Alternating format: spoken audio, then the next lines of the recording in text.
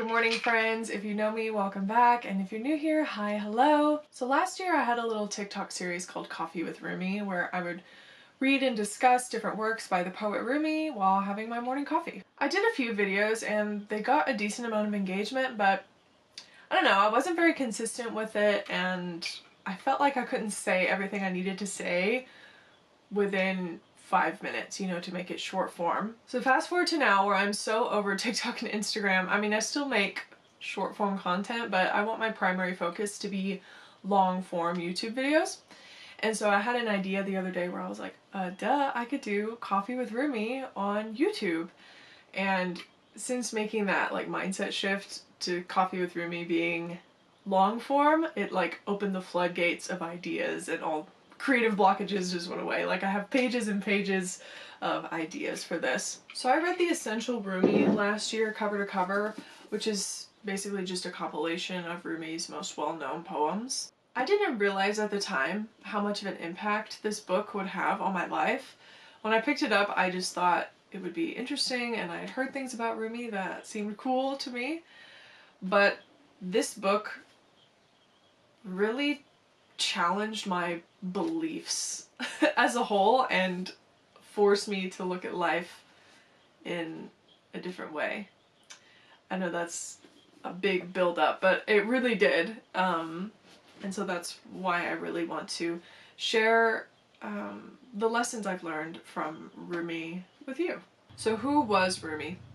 He was a Sufi mystic, a scholar and poet in the 11th century in the area of the world that is now modern-day Afghanistan. What I love about Rumi more than anything is his ability to recognize the unity in all things and bringing to light that none of us are really that different from one another.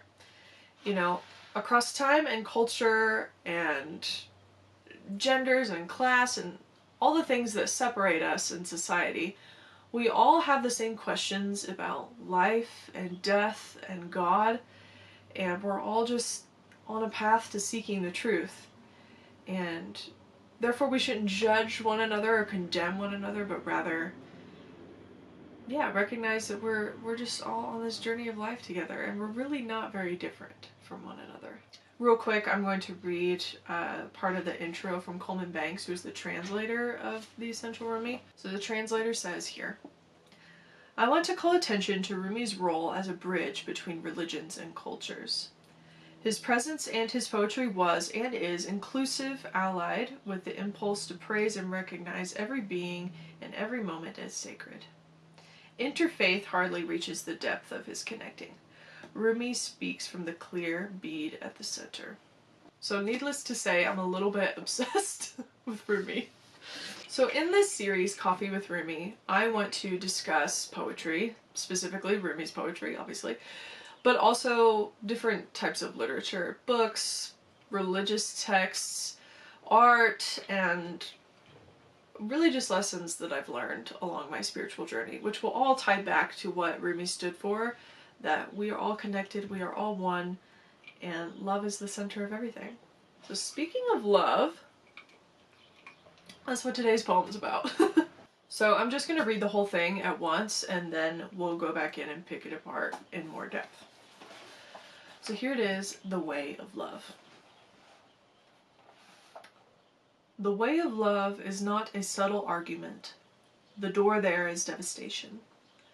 Birds make great sky circles of their freedom. How do they learn it? They fall, and in falling, they're given wings. So let's start with this first line. This is about the way of love.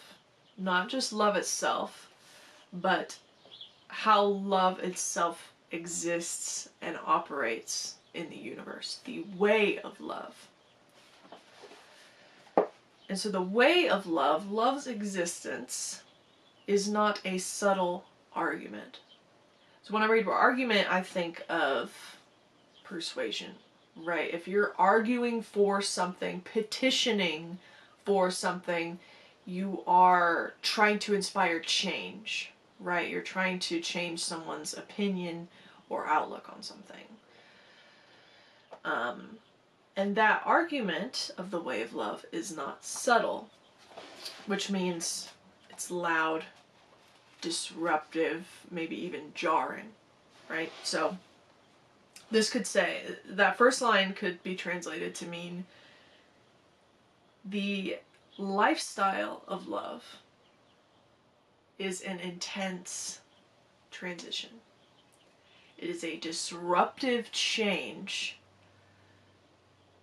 to enter a state of being in love, right? And that is because the door there is devastation. The door to the way of love is devastation, suffering, hardship. And it makes me think about in my life how my greatest awakenings, the biggest lessons of truth or spurts of hope in my life have all come right after periods of dark times. And I think that's because hardship forces us to be in a state of vulnerability, which in turn causes us to look at our own shadow. Certain situations cause past trauma, past fears to arise and come to the surface.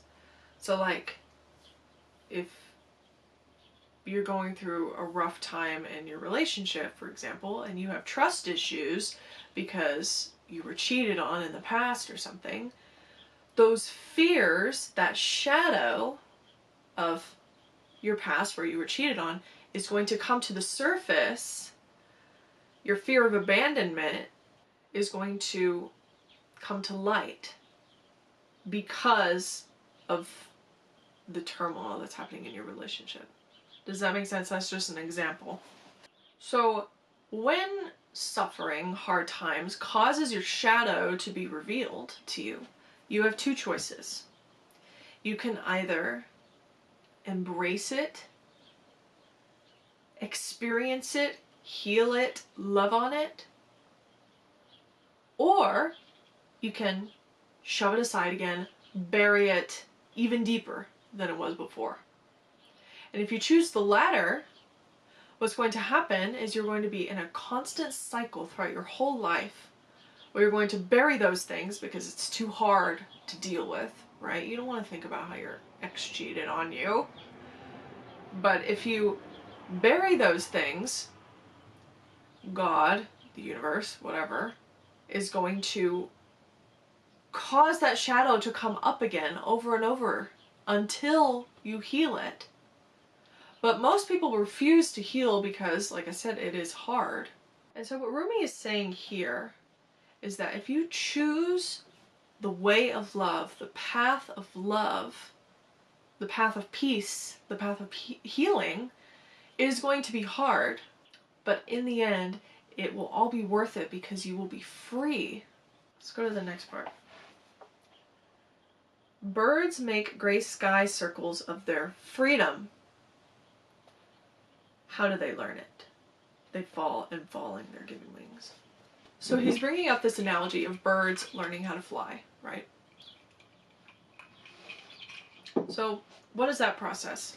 The baby chicks have to leave their nest, their comfort zone, go to the edge of the branch, big scary world, a big fall, but they have to take a leap of faith and jump.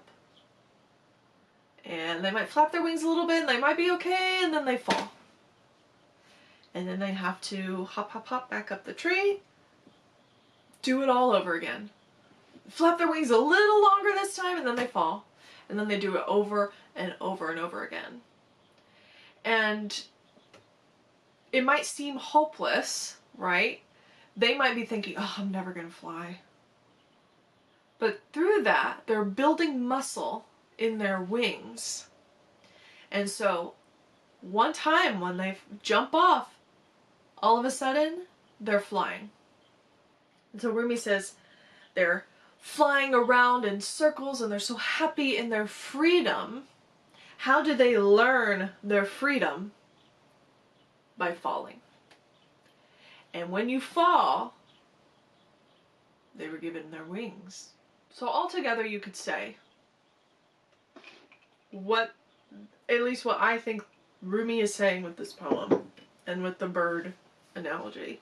When things are scary, when it looks hopeless, when you're looking down from that branch and it is a long fall,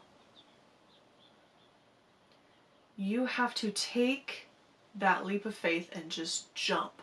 And I think that leap of faith here in this sense is healing.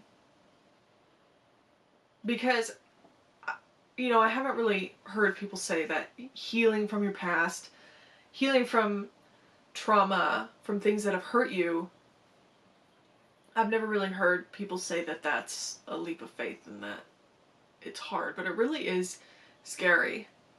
And you have to trust that by putting in the work, as people say, by journaling, going to therapy, whatever you need to do for yourself, you have to trust that you will eventually be free of that.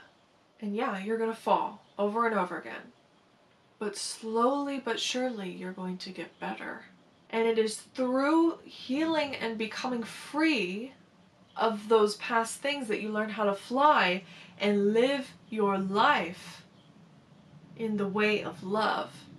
And so, hard times, devastation, as Rumi put it, can lead you to the way of love, but you have a choice whether or not you are going to embrace it and risk falling like the birds, or just stay in the nest and shut it out.